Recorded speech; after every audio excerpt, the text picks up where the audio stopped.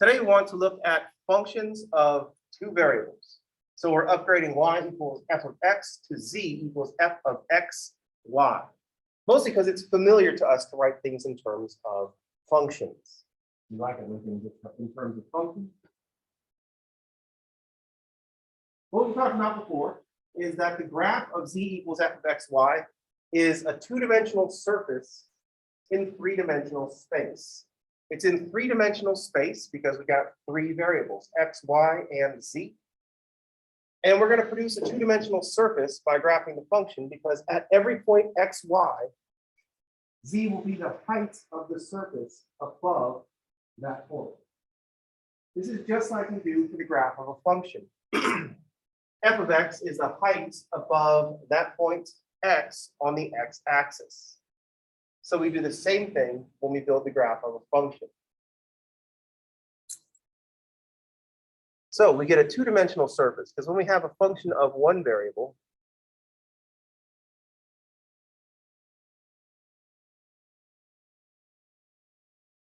there's some function y equals f of x. If we pick a point, let's say C,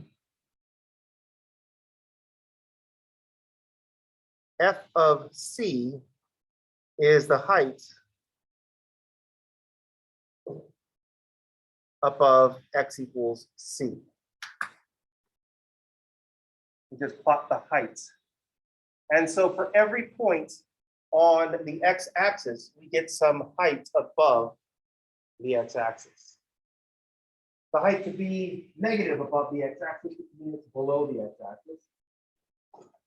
But we get a height for every value of x.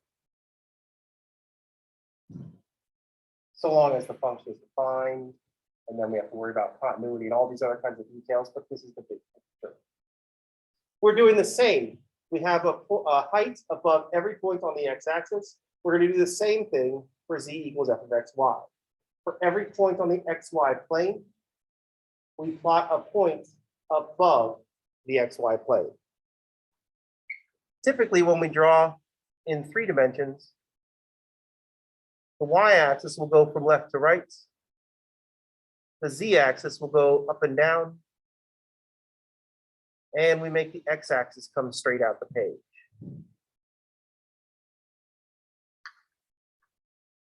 This is our standard deployment of variables. It does not have to be this way. I could have x going up and down. I could have x going left and right. I could put everything off at some kind of weird angle. We are already squashing dimensions out of our picture by drawing this flat picture of three-dimensional space. At least we can all picture this 3 dimensions. We can imagine that x is coming out straight out at us.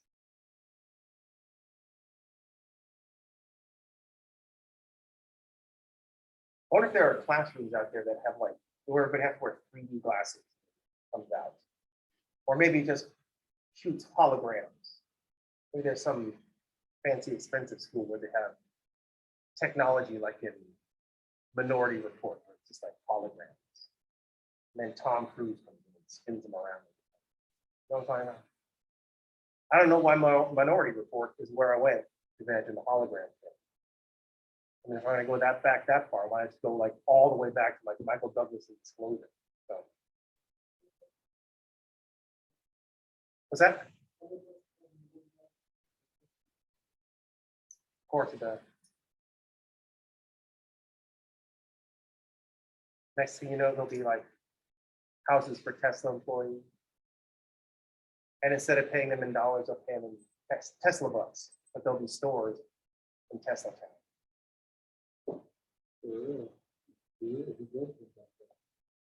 And then someone will have to come along and say, Mr. Musk, we've kind of done that before. I was like, well, why didn't it work out? Well, you should look up how it ended for them.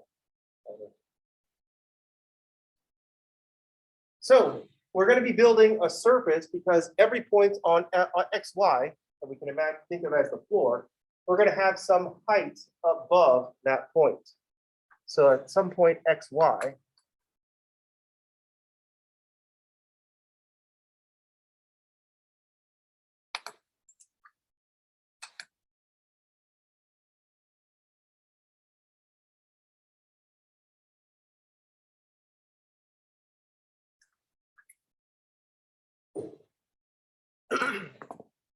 at every point x, y in the plane, we're going to plot a height above it.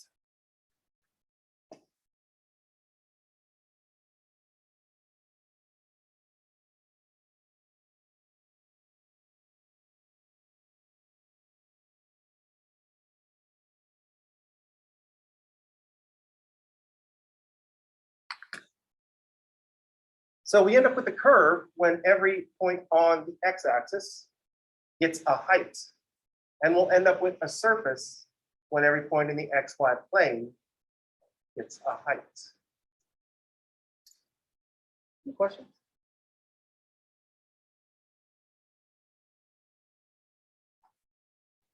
What we have at this point is, in our mathematical careers, is a whole library of curves where we look at an equation and imagine a curve that goes with that equation. And we need to do the same thing for surfaces. We need to build a library of functions where we look at the function of two variables and we can picture what the surface looks like. So we want to be able to look at an equation and see the surface. It's like in the Matrix when they're watching all those green symbols, they claim to see pictures. I'm pretty convinced that all they see is the symbols and they mess with the new people. I say, oh yeah, don't you see the pictures? To see if we can get people to say, don't, yeah, I see the pictures now. Oh, I said we, when I mean they. They do that in the movie because that's not real.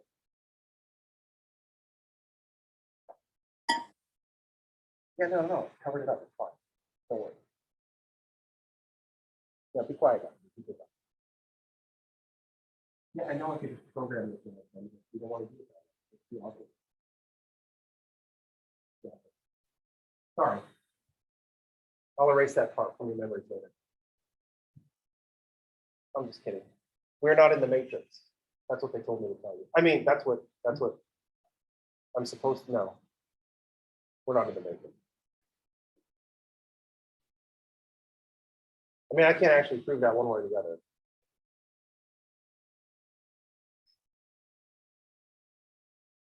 But I do wonder in the Matrix, wouldn't you just want to stay? Life in the real world seemed to kind of suck. I bet it'd be really easy to get people to stay in the Matrix. What are we talking about? Oh yeah. I'll take movies that shouldn't have made a comeback for 100. Also, the movies that just stop. They're like, oh, we have more ideas. And then we watch the movies and go, ooh, no, you don't. You don't have any more ideas. You did that thing, and then we're done. What are we talking about? Oh, yeah. So we're going to build a surface. We need to build a library of functions where we see an equation and we recognize what the surface should look like.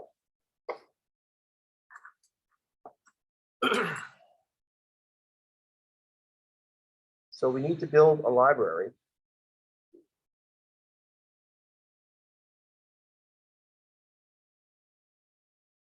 of equations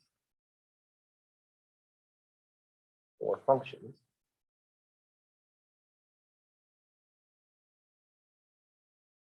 whose surfaces we recognize.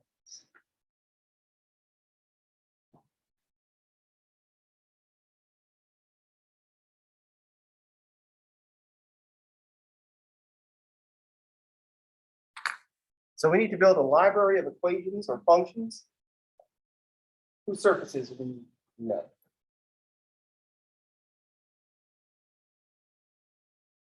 And we need to build strategies for picturing those surfaces. Because the last thing that we want to be forced to do is to have to draw the surface the whole time and then explain it without using some kind of equation. So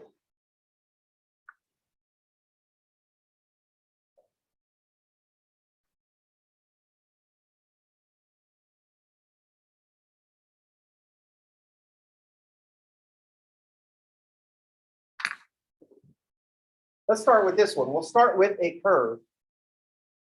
What kind of curve are we going to get if m and b are constants?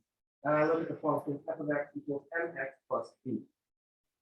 What kind of curve is this going to make? is a line. Now here I'm being lazy with the language. I'm saying f of x equals mx plus b is a line. And I mean the graph of f of x equals mx plus b is a line. But I foresaw myself writing the graph of way too many times. I'm just going to say this is a line. This is to avoid that yellow M&M going, no, this is an envelope. Because no one is that colossally. You know what I mean? I guess if you're an M&M, your brain is literally a peanut. So, you know.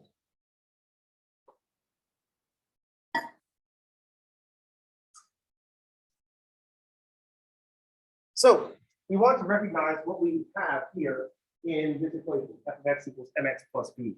I'm going to write it in another form. We also might write this as y naught plus m times x minus x naught.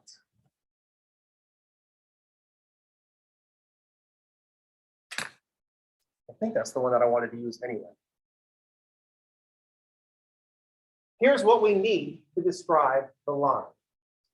We have two numbers, which is actually, we have three numbers, which is actually four.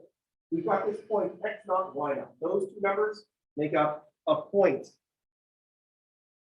on the line.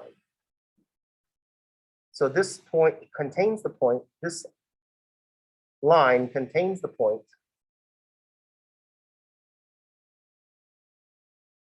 x naught, y naught, and has a slope of m.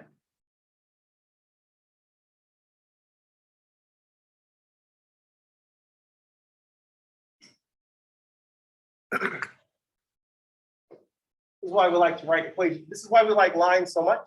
The equation is so easy to write. A line is just a starting point in a direction. Start at this point, x naught, y naught, and go in this direction, m. So we have a starting point and a direction. We have a point and a direction.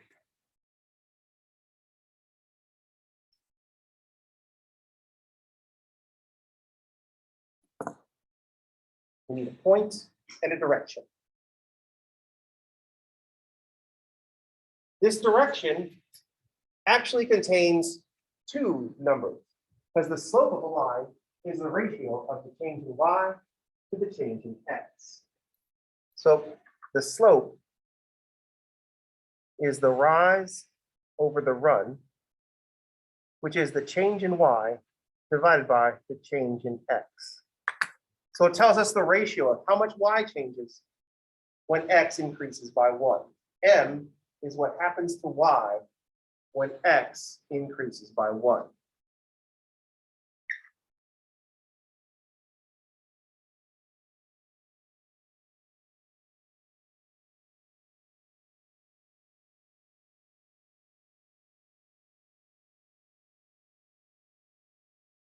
M, the slope, is the change in y when x increases by 1.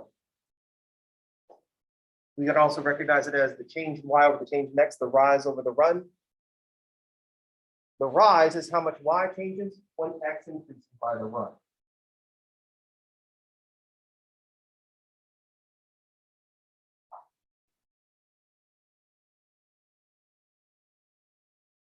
The important thing to note here is that we've got two variables, x and y.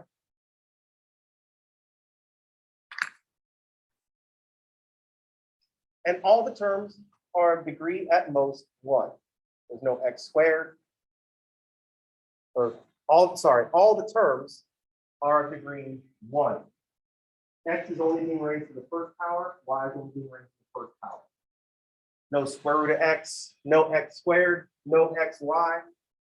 X to the first, a y to the first, and constants. That's algebraically what's making this a line. That's why we recognize this as a line. Y is to the first, x is to the first. That's going to make everything flat.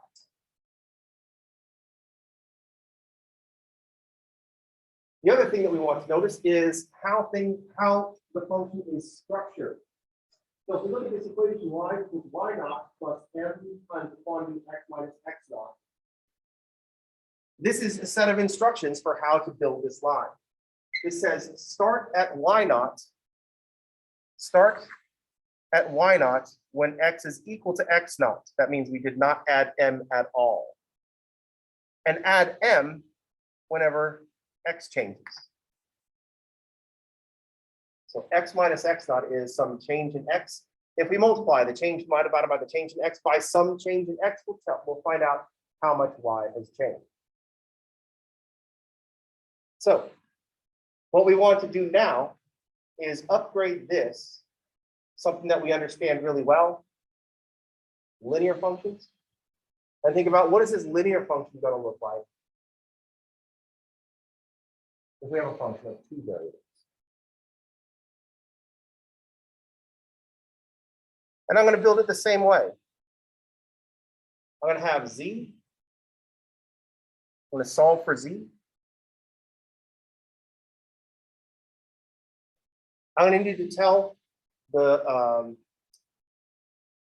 my linear function where to start. So I'm going to say z is equal to z naught. That's just like my y naught. And then I'm going to see how much z changes when x starts changing. Because I'm building a linear function, it should be a constant amount.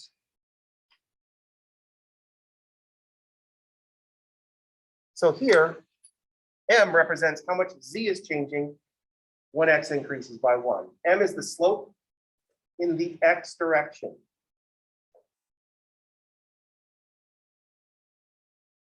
Only got two variables, x and z. So I need to include a y.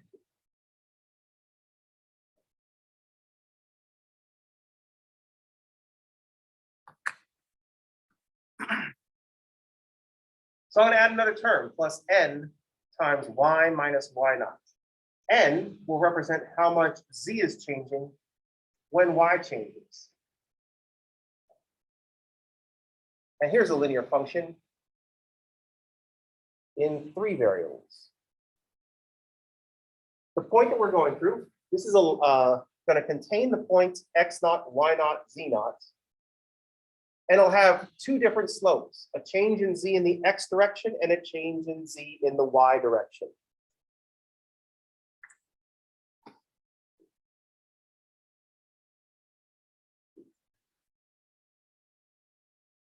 A linear equation in 3 variables will produce a plane. So this is going to be the equation of a plane containing the point x naught, y naught, z naught.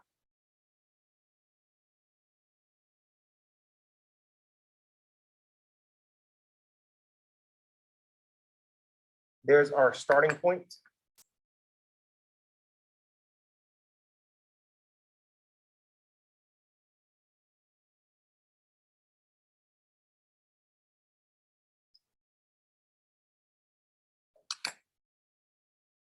And we have 2 different slopes, the change in z in the x direction and the change in z in the y direction.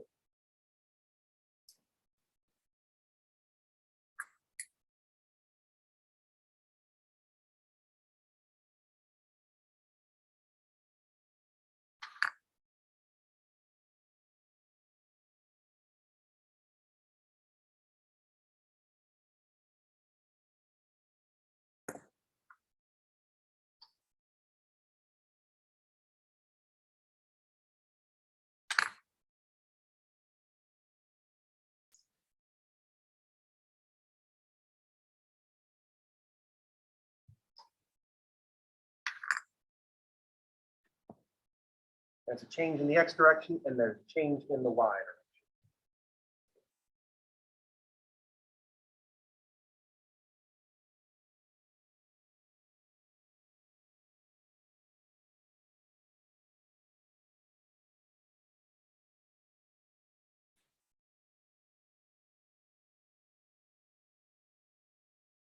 Question?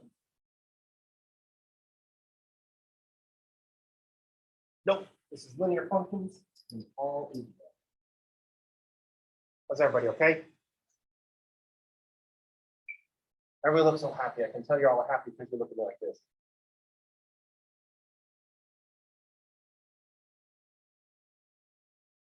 Sometimes we'll be doing stuff and it'll be really difficult and you'll be sad. And so you look at me this way.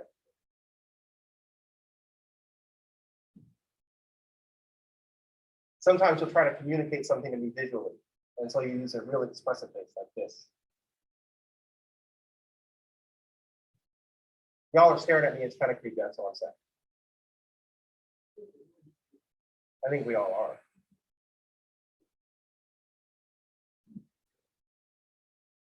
It's weird being back in person. You know what the worst part is? Driving here. That's the worst part. I mean, online school, that's kind of pain in the butt, working from home and all that. But you know what it solved? My traffic problems in the morning. I don't even have many traffic problems in the morning. I live 5 miles away from here. I think like 15 minutes long.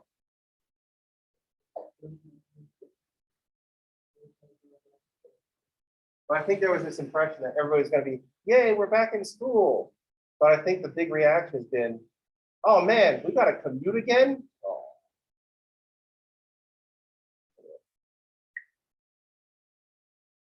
What are we talking about?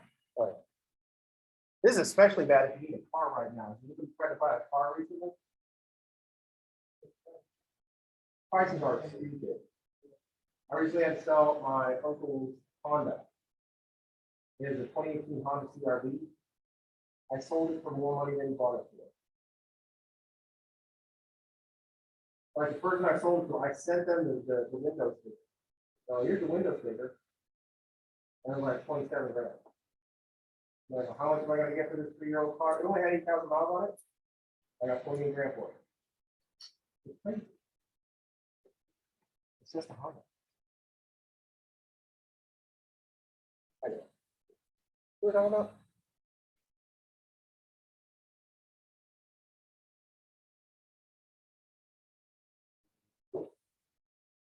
I have a car that I'm going to be selling soon. Like my car is probably going to go for sale soon. And I won't be getting as much as I spent on it. But a couple of years ago, 2 years ago, when I thought about selling it, they said it's worth about 15 grand, 15, 16 grand. Trying to sell it now, I did doing the same research, 24. And I'm like, oh no, that's just unreasonable. But what you gonna do? Uh-huh.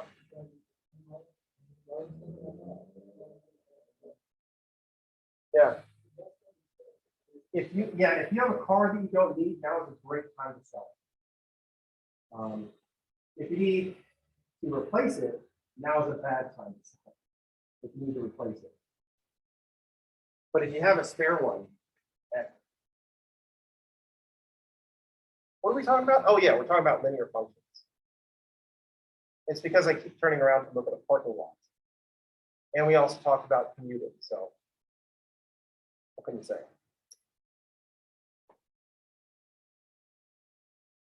All right, so let's see what this looks like in the numbers. We know what a linear function looks like in numbers when it's y as a function of x.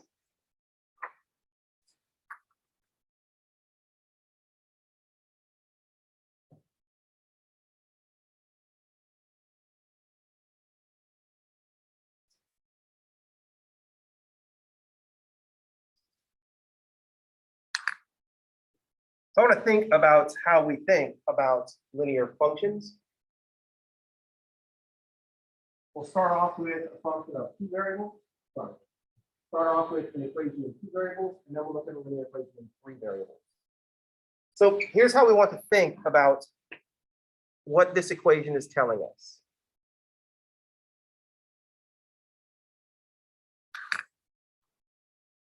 The reason I don't want to think about it this way is because this is the way that I think it is helpful to think about linear equations, and this is not always the way we are programmed to think about linear equations.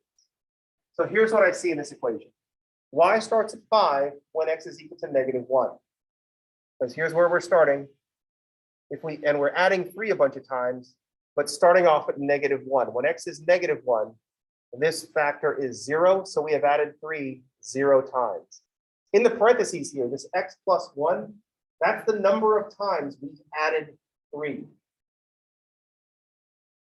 So that's why when we say when x is -1, y is equal to 5.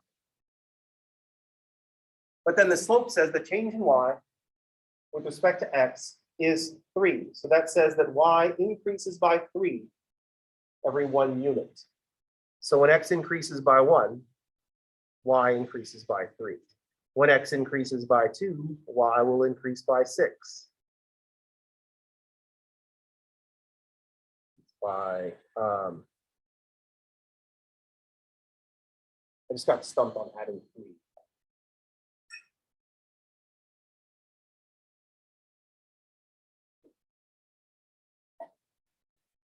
So when I see this equation, I see I'm starting y is equal to 5 when x is equal to 1. That's our starting point.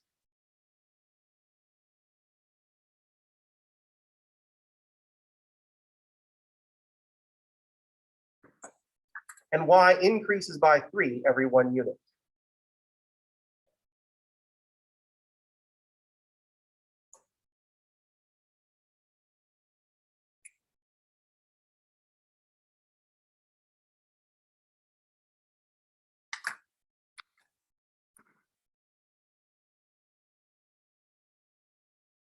Now it could be, oh, sorry, go ahead. Y to 8.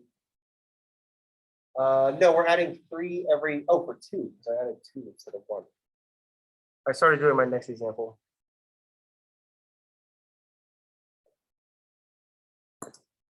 Yes. Yeah. 5 3 is 8, 3 is 11, and 3 is 14. Increase by. Okay, yeah. We got it right now. Arithmetic isn't my strong suit, so watch out for this.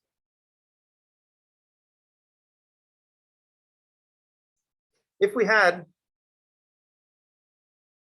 let's say y is equal to 5 plus 3/2 times x plus 1.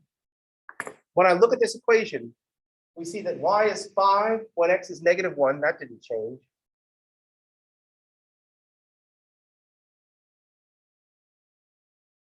When x is -1, excuse me. And y increases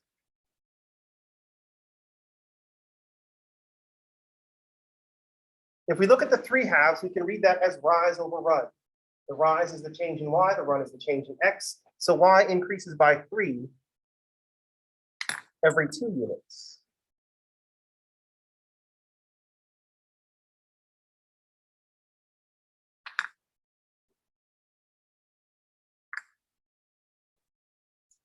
Here we have y increasing by 3 every 2 units. We can also read this as y increases by 3/2 every 1 unit.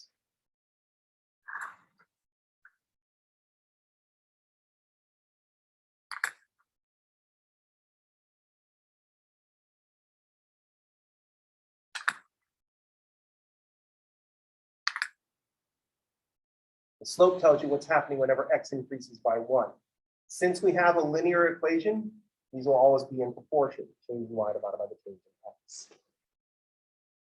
And what we see when we write it out in numbers, y is 5 when x is -1, and y increases by 3 every 2 units.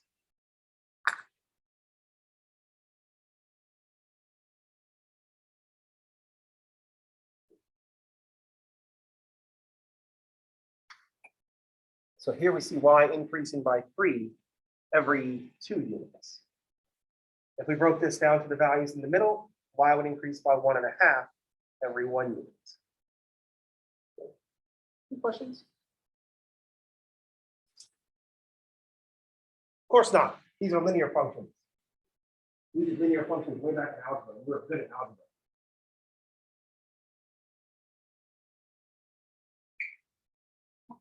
Which may or may not be true.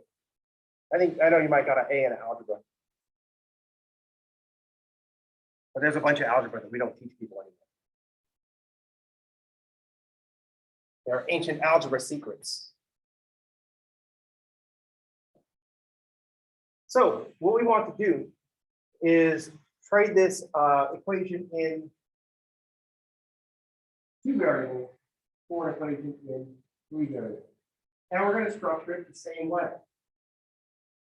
We're going to have some starting point.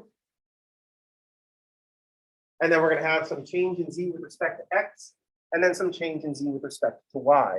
And then we're going to fill out a table of values for our function. Let's suppose that z is equal to 5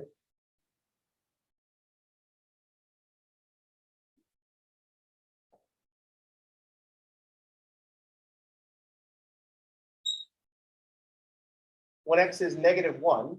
That's not enough information. We're in R3. I have to have 3. When x is -1 and y is 4.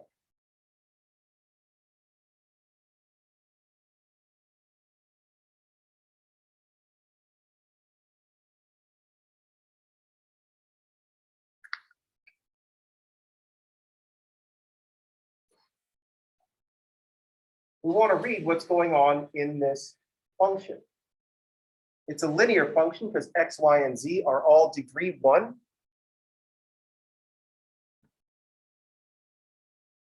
We're going to read that it contains this graph contains the points when x is -1 and y is 4, z is equal to 5. Notice that if x is -1, that takes out the 3/2 x plus 1 term. And we just have the 5. When y is equal to 4, that takes out this -1/6 y minus 4. So we're just left with 5. So it makes sense that when x is -1 and y is 4, that z will be equal to 5. Now we have 2 slopes because we have 2 directions, an x direction and a y direction. I did that backwards, but no one was watching, so I got away with it. I should have said x direction because that's usually the one coming straight out at us, and then the y direction is the one going side to side. And then z direction is the up and down. So the change in the x direction is 3/2. So we might say that z increases by 3 when x increases by 2.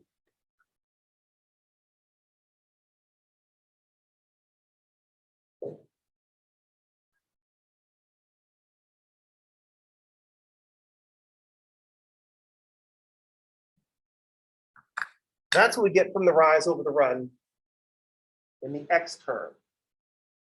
The rise over the run in the y term will tell us that z decreases by 1 every 6 units.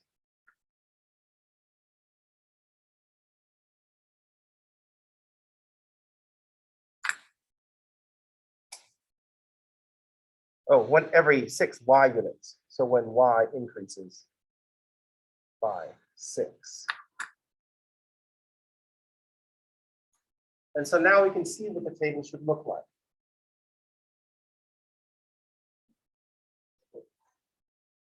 I'm going to make a row for x's and then a column for the y's, and then the intersection will have the z values.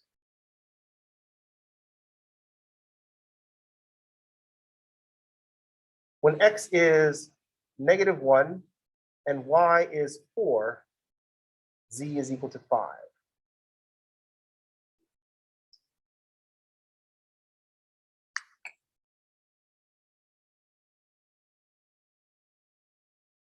What we should see is that z increases by 3 whenever x increases by 2.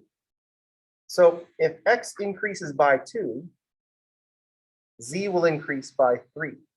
When x increases by 2, z increases by 3. When x increases by 2, z increases by 3.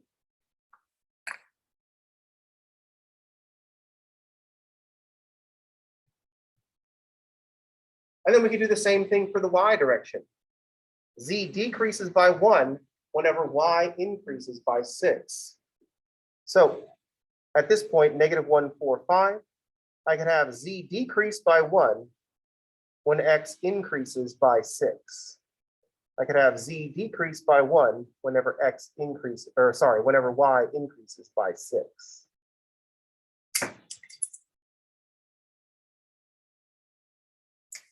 And because we're dealing with a linear function, this is going to happen everywhere. Here we have the point 148. If I go in the y direction, z will decrease by 1 whenever x increases by 6. Z will decrease by 1 whenever x increases by 6.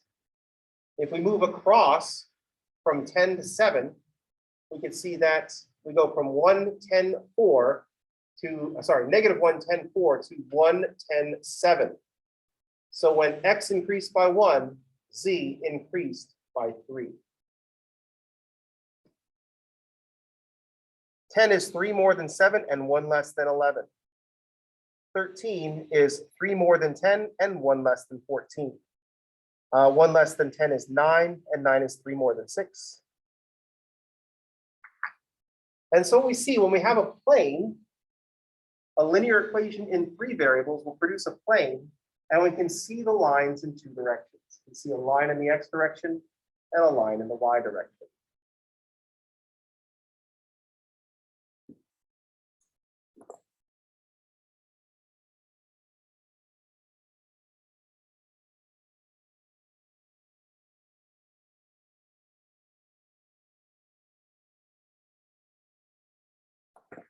We see lines in the x direction, and we see lines in the y direction.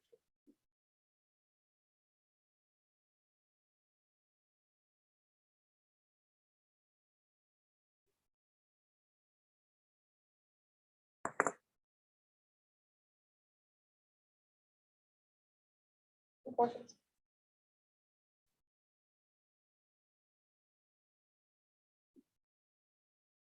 This makes perfect sense. If we go back to our original function, z equals 5 plus 3 halves x plus 1 minus 1/6 y minus 4.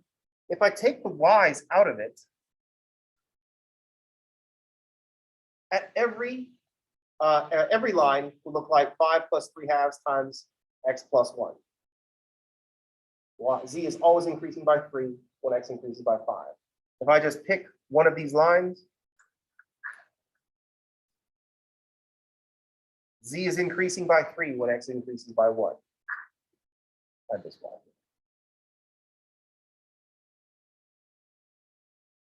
There's the next one. Z is increasing by 3 when x is increasing by 1. And the same thing happens in the y's. But I need more pens. There we go. There's z decreasing by 1 when y increases by 6. There's z decreasing by 1 when y increases by 6. Any questions? Comments? Deep thoughts? That's what happens if we cover up this one, which I can't just do with pen. Oh, I can. Any questions? Comments? Deep thoughts? So we are looking at, we need to build a library of equations whose surfaces we recognize. Now we've got a grand total of 1. By the end of the semester, we'll have like a bunch of them.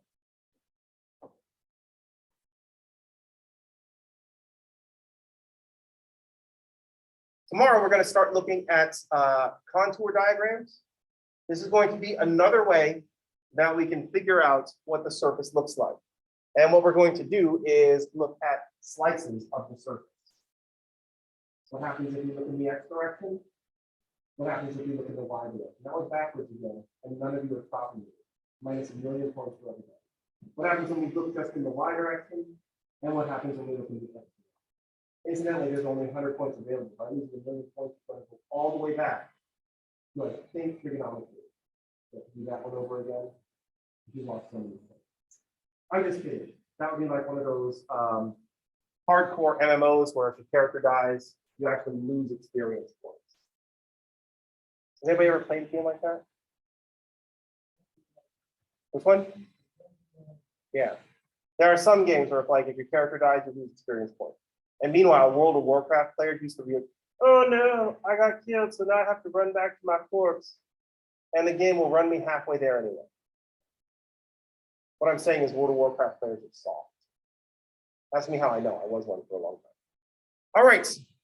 That's going to do it for today. We need to start building our library of functions so we can describe stuff in 3 dimensions. That's it for today. I will see you all on tomorrow. Everybody have a good day. Thanks for playing.